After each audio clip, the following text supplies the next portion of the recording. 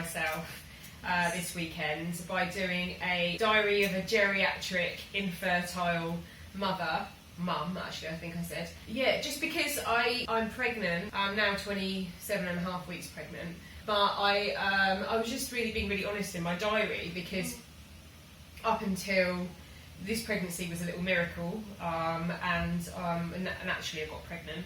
But before, I'd done 4 rounds of IVF and a round of egg donation from my cousin, and I miscarried twice, and I was told pretty much that I wasn't going to be able to get pregnant. So up until, as you two know, I've kept it very quiet and just been very, very not secretive about it, just not very comfortable telling people about it. And why was that? I think that once you've miscarried, I don't think it matters at what stage you've miscarried it, actually, even if it's very early or not.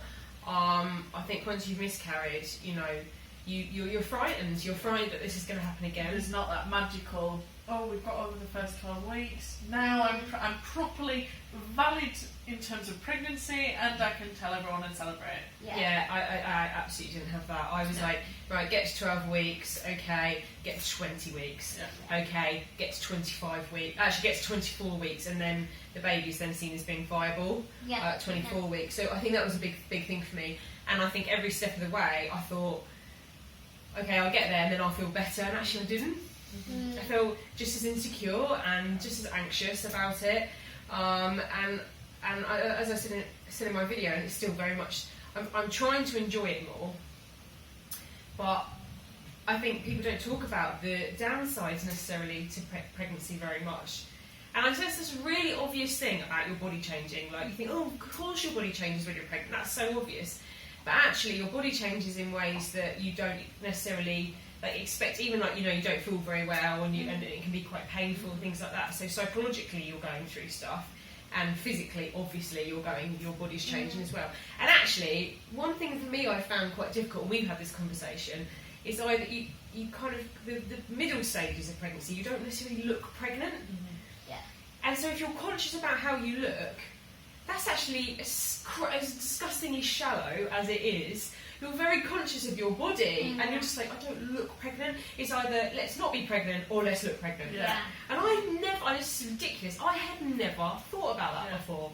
So I was almost like, I've been willing the bump to get big. You were saying, weren't you, that when you were kind of in the early stages, you felt wide and almost like there was a middle spread around you. And you've been waiting for that to almost close in and go a little bit more forward and bumpy. And it's now there. I nearly did the rub. It's starting to get there. And you know, again, I battled with this because this is my ego, and I've been thinking, for the love of God, you wanted to be pregnant so badly for so long. Get over yourself. Get over your ego about how you look. But normally, I'm not saying I'm the fittest person in the world, but I'm size 12-ish. And I am conscious to a certain extent of being fit and healthy, and so not being able to exercise like I normally do, and my appetite massively changed in the first 16 weeks. Felt very sick and only eat bread and stuff, so I put on weight. As disgustingly shallow as it sounds, I think that's been another battle in my mind of how I look, and I've upset myself with that somewhat. But yeah, I think the bigger you get, the more kind of pregnant you feel, the better it almost becomes. It's as much as I can get that without being pregnant. I do understand that theory in a way. Yeah, because it's visible, isn't it? You can see it. It's a thing rather than...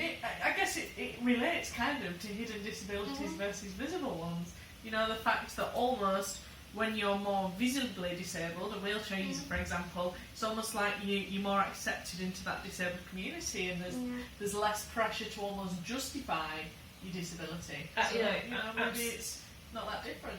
I'm sure. And I think for me, going through IVF was a very lonely journey.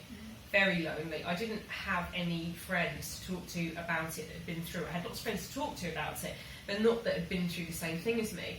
And actually you end up going on forums, and they're not necessarily a good place to go. And I think that relates back to the disability thing, actually, is like you can feel very lonely. And then you look on forums, and sometimes that's helpful, sometimes it's really not. And misery likes company, and everyone's like telling their stories, and then you're like, maybe I've got that symptom, oh my goodness. So I found that quite lonely, and then kind of getting pregnant, I've also found that bit lonely, because everybody else that I know has got pregnant has pretty much just got pregnant naturally. And then has felt quite a magical celebratory journey with it. Absolutely. Well, if they haven't said anything about it. Yeah. And I think that's a big thing. Like the response that I got from my last diary, I was quite really overwhelmed, genuinely overwhelmed. Like people sharing their stories with me, telling me that they'd been through IVF or they'd miscarried, and actually they could completely relate to how I felt.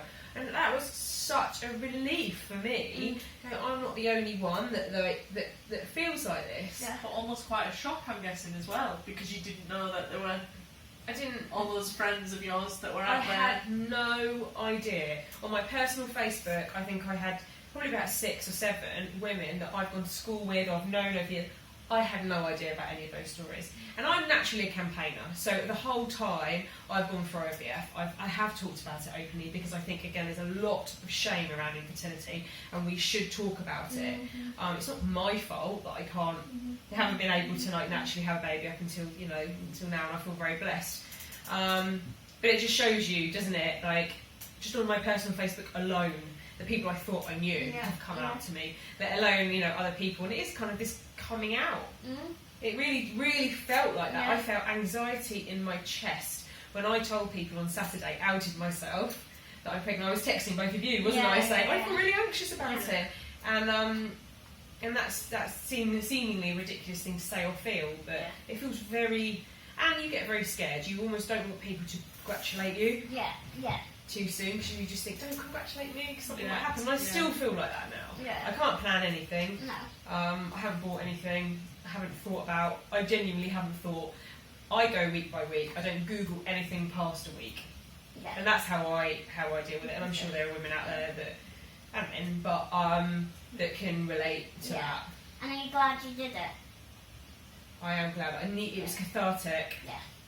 I'm glad I did it. I needed to do it for myself. I needed just to get it out there, and even like wearing my baby on badge, board badge, to like on the tube. Actually, to be fair, it has actually worked. A few people, and I really appreciate that. But even just having that on, I'm just thinking, because it's this is the last thing I'll say about it really.